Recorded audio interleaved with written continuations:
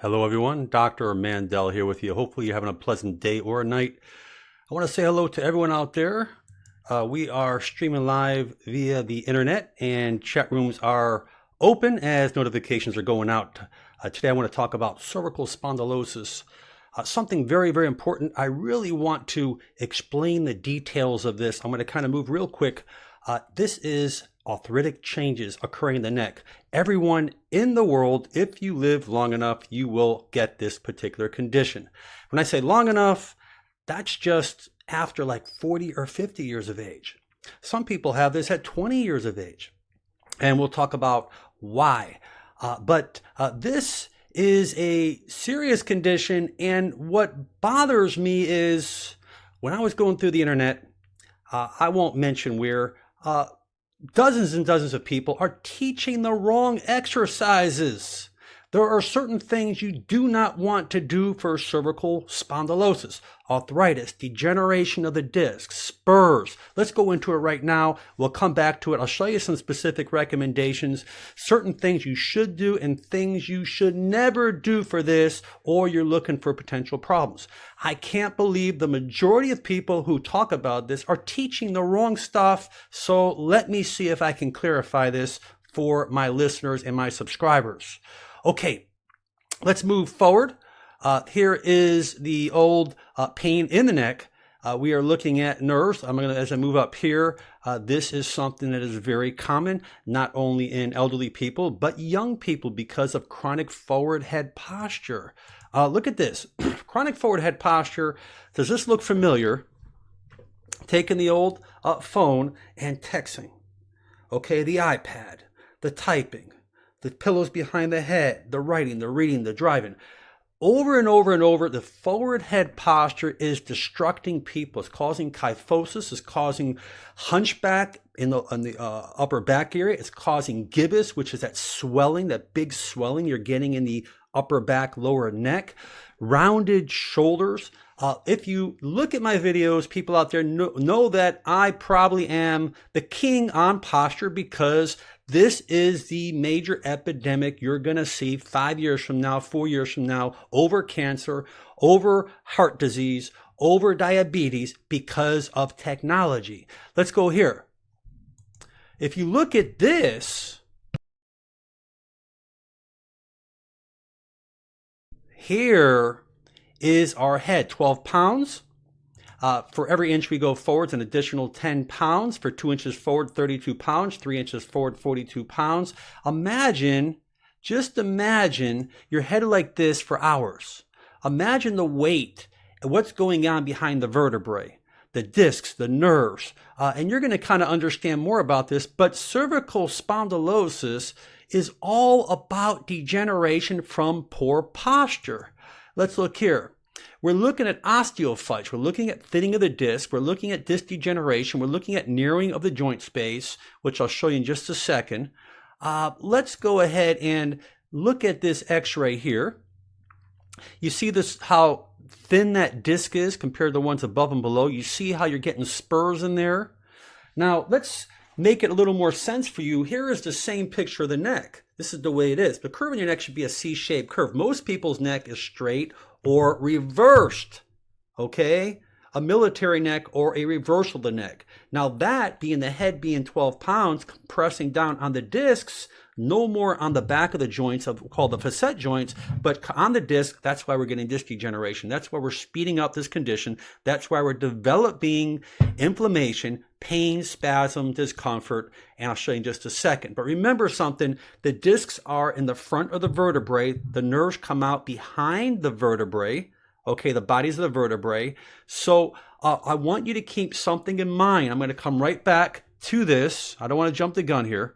If you look at this picture here, there's an MRI on the right. You can ignore that, but you can see compression. If you look at the 2, 3, 4, 5, C4, C5, you can see the compression in there on the back of that spinal cord.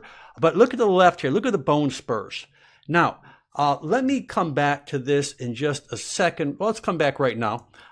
If you notice that the nerves come out in the back and people are stretching, for example, looking upwards, what you're doing is you're compressing these nerves more. You don't want to look upwards with cervical spondylosis, okay? Because as you look up, you compress more on the nerve structure, particularly looking up and going back to the side. You're narrowing the IVF space. You see here are the openings where the nerves come out. So if we lean over to that area, what are we doing? We're compressing that side. We're opening up the other side, okay? But we're compressing the side that we're leaning back and over on. Those are positions. In other words, people are teaching stretches, do this, do this. You don't do that with cervical spondylosis. That will inflame the nerve root because you've already got compression. Now, understand that the nerves come out in the back. So if we bring our head forward, look what happens to the back of the vertebrae. It opens up. The pressure is opening. The hole is bigger where the nerves are coming out of. So that means you can do this because you're opening up the nerve root. The IVF space, which is the hole where the nerve root exits. Okay. I hope you can understand just a little bit. Now here is a subluxation. So in other words, this is where the energy is coming through. Okay, let's look at this model and look at this model. The vertebrae, I'm trying to put it the same way as this one looks. Let's go this way. The nerves are coming out behind the bodies of the vertebrae. So in other words, where you see that arrow going like this, that's the front of the body. Behind where the nerves are coming out of, that's the back part of the body where the nerves come out of. So in other words, as you lean forward, you're opening up that hole where that nerve comes out of. So theoretically, I don't want to jump the gun. If you take your head and you bring it forward, that's going to ease a lot of the pain. When people have, let's say, compression, even on the lower back, it may be just spinal stenosis, leaning forward, it makes it easier. Okay, so generally when we go forward, it makes it easier. Let's just move up so I can continue.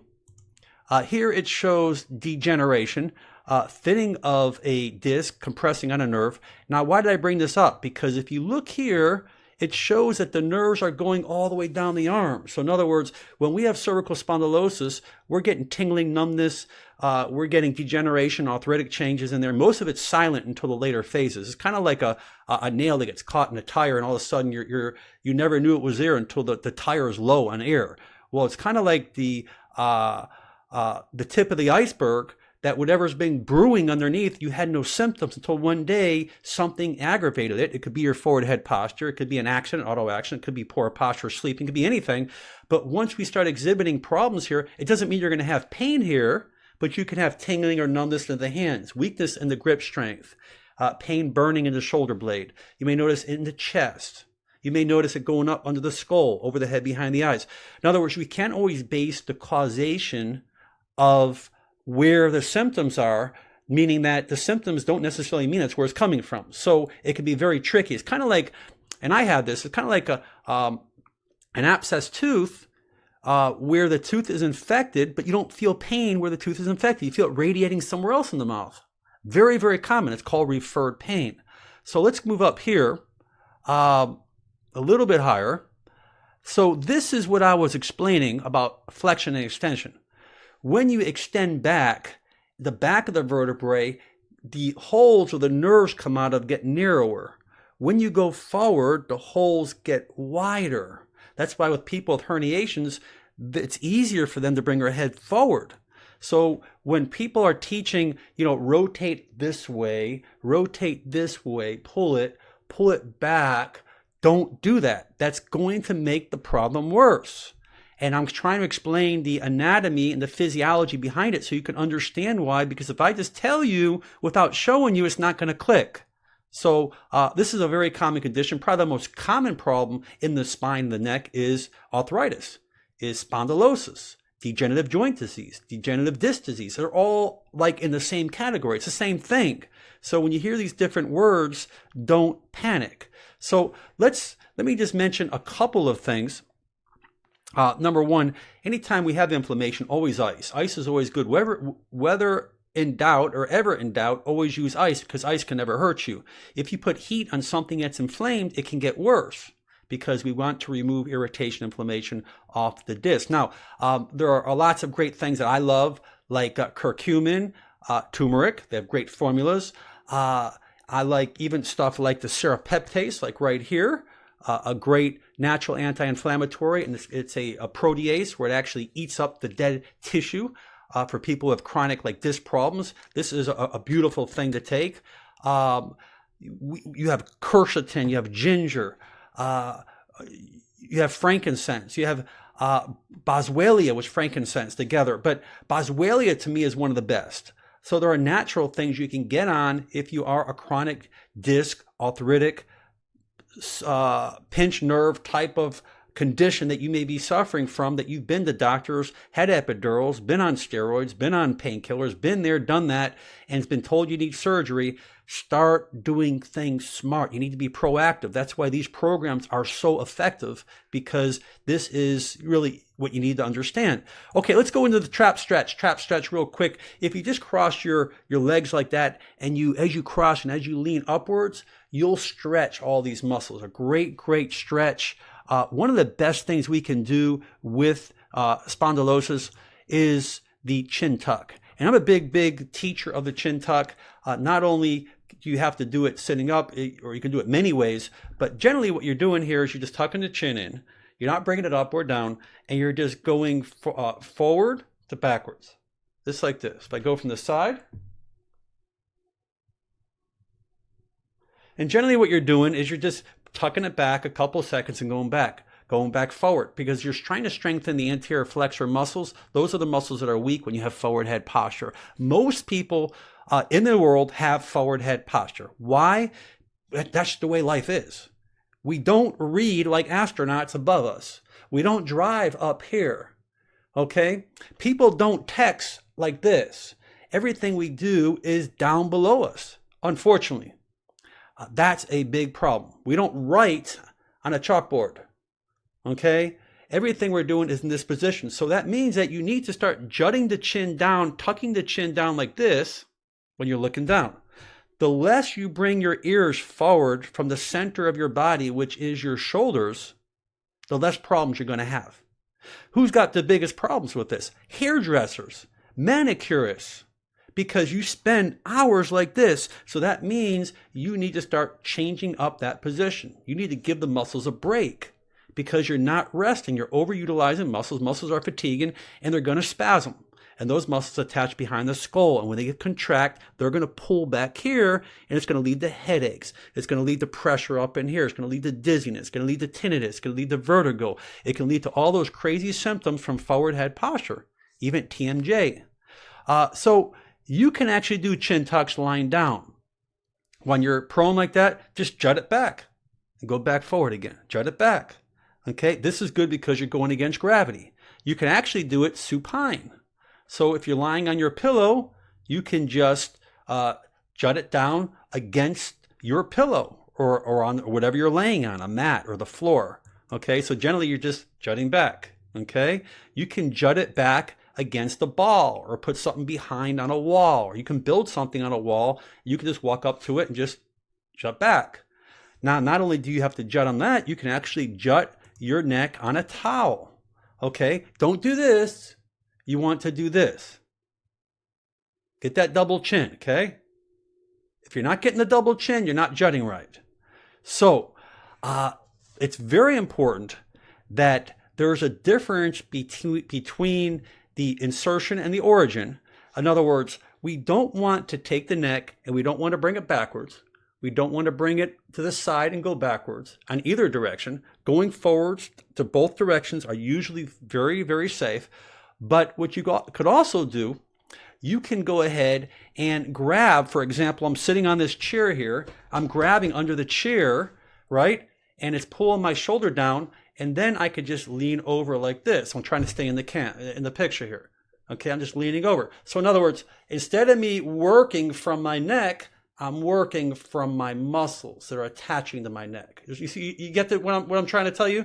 That's very important, because you're not putting the neck through that full mobility, which potentially can inflame on those nerves. Because realize, when you look back at this and you look to see that degeneration, that thinning in there, people don't know where the degeneration is. They look at an x-ray, and they don't even understand the x-ray. You should look at my videos. I taught you about cervical x-rays, how to read it. and I taught you about lumbar x-rays. I have a really good video on that. I just recently did not too long ago.